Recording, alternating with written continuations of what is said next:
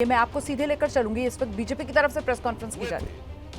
वहां एक ऐसी रैली हुई जिसके की बारे में इंडी गठबंधन के बिहार के नेता तेजस्वी यादव ने कहा कि हम संसद से पारित एक कानून को कूड़ेदान में फेंक देंगे।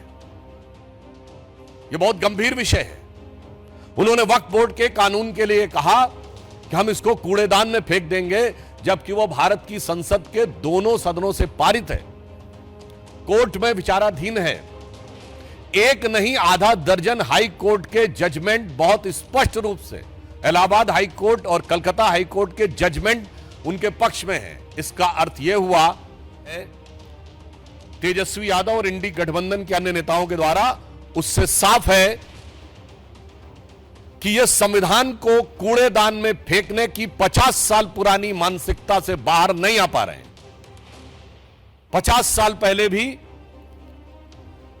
सियासत के तराजू पर तौलकर संविधान का सम्मान कितना करना है और कितना कूड़ेदान में फेंकना है वो तय किया था। 50 साल बाद उसी पटना के उसी गांधी मैदान पे वो सियासत की बिसात बिछाई जा रही है कि एक बार फिर संवैधानिक व्यवस्थाओं को तार तार कर उसे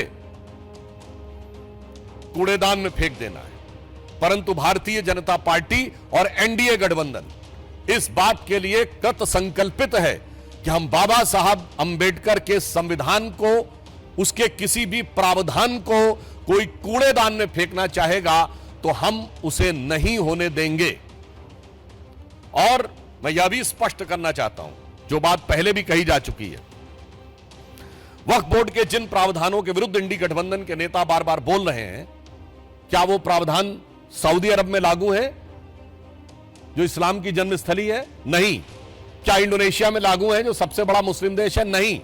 क्या टर्की में लागू है जो खलीफत की सीट रही है? नहीं। क्या वो पाकिस्तान और बांग्लादेश में लागू है? नहीं।